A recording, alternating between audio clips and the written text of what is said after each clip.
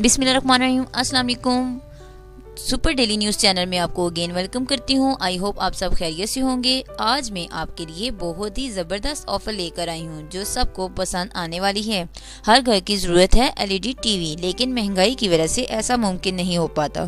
ख्वाहिश बनकर रह जाती है, लेकिन हमने आप सबकी मुश्किल आसान करने के लिए बहुत सस्ती तरीन ऑफर लाई है जो एलईडी टीवी के हवाले से है। 64 इंच एलईडी टीवी आपको मिल रही है सिर्फ और सिर्फ 16,000 रुपये में, वो भी पूरे पाकिस्तान में फ्री होम डिलीवरी के साथ। जिन को ये 64 इंच की एलईडी टीवी लेनी है, डिस्क्रिप्शन पर लिंक दिया हुआ है, वहाँ से आप ले सकते हैं। उम्मीद करती हूँ ये वीडियो भी आपको बहुत पसंद आई होगी।